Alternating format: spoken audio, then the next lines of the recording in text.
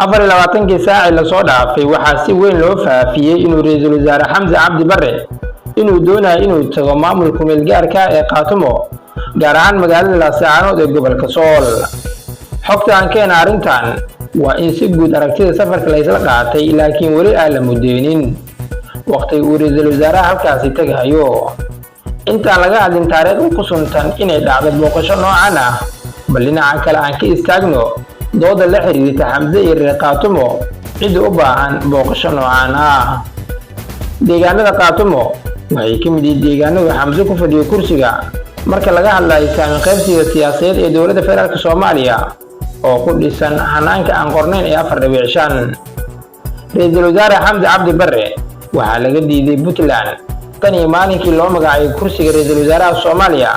Xamse iyo reer Puntland isma aqbalin, waxaana maamulka halkaasi ka taliyay hogaamiye Siciid Cabdullaahi Deni waxaa kala gaaray hadallo xaraf leh.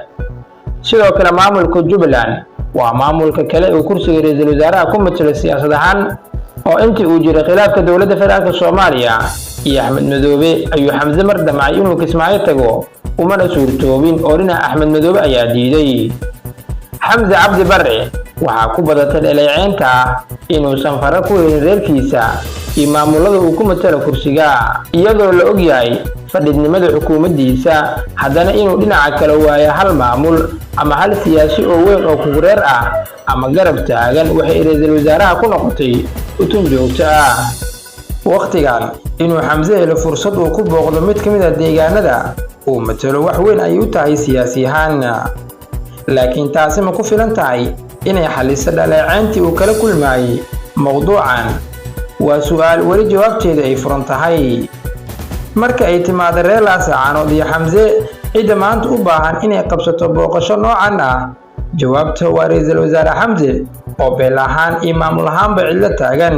madaxweynaha Soomaaliya Xasan Sheekh Maxamuud waxa uu rabaa inuu dalka ka qabto doorasho qof iyo cod ah. dalku waa federaaleysi qabiileysan waxaana qasab ah inay codeynta iska dhex arkaan beelahan oo dhan. Xamse Cabdi Barre hadda gacanta kuma haya hal deegaan oo reerkiisa dego oo uu keeni karo sanaadyada doorashada, sida awgeed inuu reer Qaatumo helo faa'iido weyn ay u tahay ra'iisul wasaare Xamse. haddaba sidee u aragtaa adiga?